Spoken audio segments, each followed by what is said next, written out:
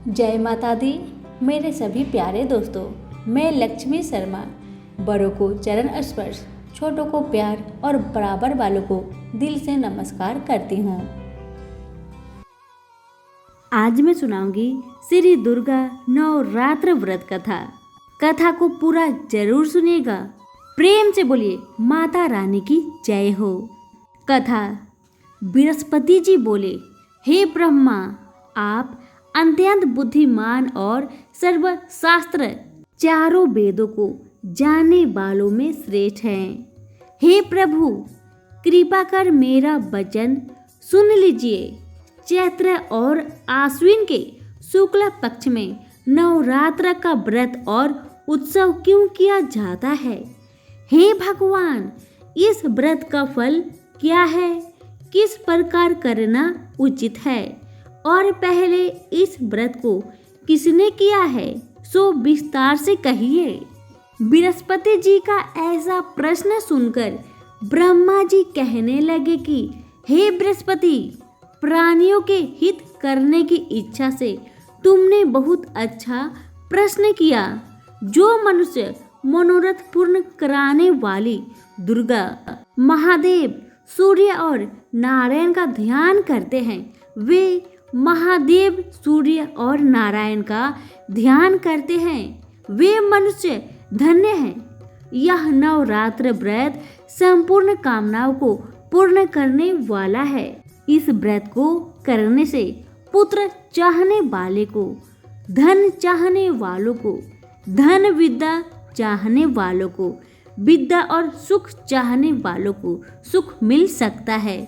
बंध्या और काख बंध्या के इस व्रत को करने से पुत्र हो जाता है।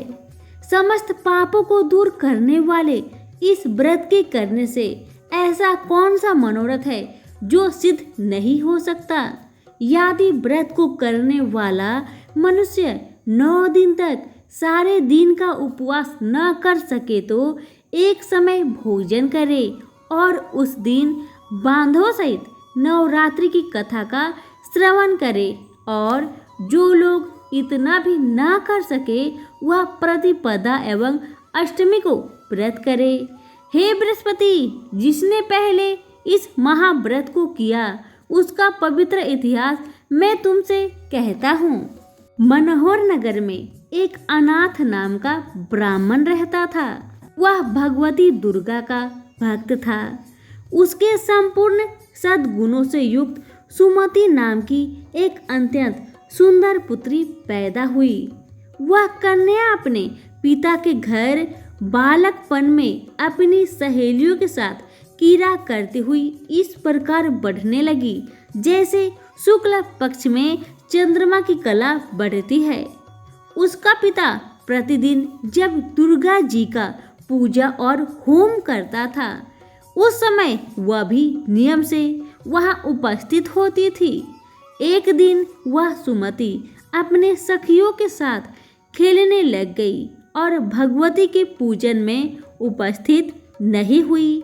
उसके पिता को पुत्री की ऐसी असावधानी को देखकर क्रोध आया और पुत्री से कहने लगा कि हे दुष्ट पुत्री, आज सुबह तूने भगवती का पूजन नहीं किया, इस कारण मैं किसी कुष्ठी और दरिद्र मनुष्य के साथ तेरा विवाह करूंगा।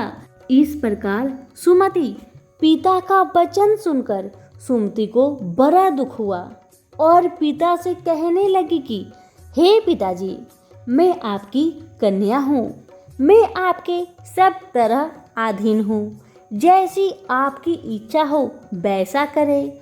कुष्ठी अथवा अन्य किसी के साथ जैसी आपकी इच्छा हो मेरा विवाह कर सकते हैं, परंतु होगा वही जो मेरे भाग्य में लिखा है। मेरा तो इस पर पूर्ण विश्वास है। मनुष्य न जाने कितने मनोरथ का चिंतन करता है, पर होता वही है जो भाग्य में विधाता ने लिखा है। जो जैसा कार्य करता है उसको फल भी उस कर्म के अनुसार ही मिलता है, क्योंकि कर्म करना मनुष्य का अधिकार है, पर फल तो भगवान के अधीन है। जैसे अग्नि परे हुए तृण आदि उसको अधिक प्रतिबद्ध कर लेते हैं। उसी तरह अपनी कन्या के ऐसे निर्भयता से कहे हुए वचन सुनकर उस ब्राह्मण को अधिक क्रोध आ गया। तब उसने अपनी कन्या का एक कुष्ठी के साथ विवाह कर दिया और अत्यंत क्रोध होकर पुत्री से कहने लगा कि जाओ, जल्दी जाओ, अपने कर्म का फल भोगो। देखो केवल भाग्य के भरोसे पर रहकर क्या करती हो। इस प्रकार से कहे पिता के कटुक वचनों को सुनकर सुमति मन में विचार करने लगी कि अहो, मेरा बड़ा दुर्भाग्य है जिससे मुझे ऐसा पति मिला। इस तरह अपने दुख का विचार करते हुई वह सुमति अपने पति के साथ वन में चली गई और भया बने कुशा युक्त स्थान पर उन्होंने वह रात बड़े कष्ट से व्यतीत की। उस गरीब बालिका की ऐसी दशा देखकर भगवती पूर्ण पुण्य के प्रभाव से प्रकट होकर सुमति से कहने लगी कि हे पुत्री, मैं तुझ पर प्रसन्न हूँ। तुम चाहो तो वरदान मांग सकती हो। मैं प्रसन्न होने पर मनवांछित फल देने वाली हूँ। इस प्रकार भगवती दुर्गा का वचन सुनकर सुमति कहने लगी कि आप कौन हैं जो मुझ पर प्रसन्न हुई है? यह सब मुझे पहले कहिए और अपनी कृपा दृष्टि से मुझ दीन दासी को कृतार्थ करिए। उसका वचन सुनकर देवी कहने लगी कि मैं आदि शक्ति हूँ और मैं ही परम विद्या सरस्वती हूँ। मैं प्रसन्न होने पर प्राणियों का दुख दूर कर उनको सुख प्रदान करती हूँ। हे ब्राह्मण कन्या, मैं तुझ पर तेरे पूर्व जन्म के पुण्य के प्रभाव से प्रसन्न हूँ। तुम्हारे पूर्व जन्म का वृत्तांत सुना रही हूँ और तुम्हारी जो इच्छा हो सो मांगो। इस प्रकार माता दुर्गा के कहे हुए वचन सुनकर सुमति बोली कि अगर आप मुझ पर प्रसन्न है तो हे दुर्गा, मैं आपको प्रणाम करती हूँ।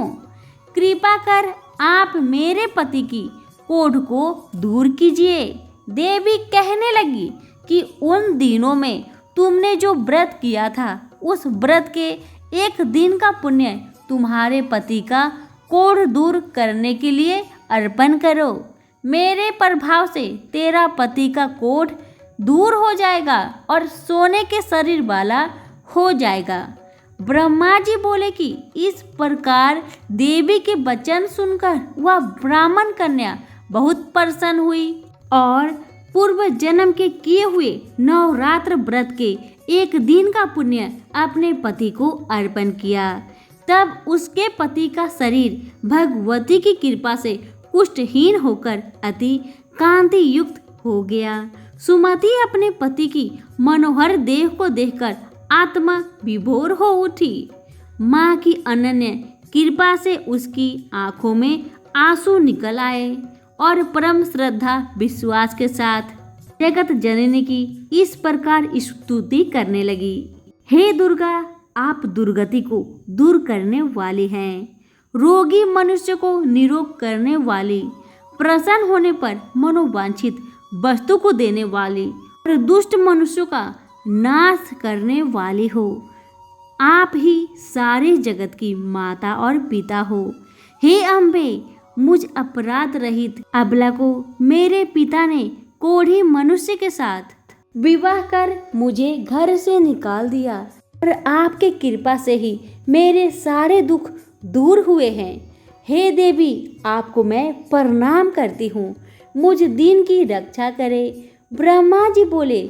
उससे की हुई स्तुति सुनकर देवी को बहुत संतुष्ट हुआ और वह बोली, हे पुत्री, तेरे उद्दालक नाम का अति बुद्धिमान, धनवान, कृतिवान और जितेंद्रिय पुत्र शीघ्र उत्पन्न होगा। ऐसा भगवती दुर्गा का वचन सुनकर सुमति बोली कि हे भगवती दुर्गा, अगर आप मुझ पर प्रसन्न है तो आप कृपा कर मुझे नवरात्रि व्रत विधि और उसके फल को बतलाइए।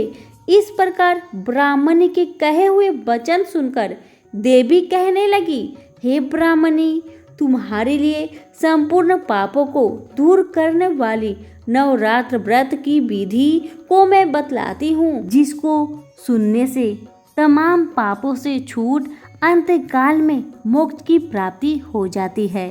नवरात्रि व्रत का विधान। चैत्र एवं आश्विन मास के शुक्ला पक्ष की प्रतिपदा से लेकर 9 दिन तक विधि पूर्वक व्रत करें।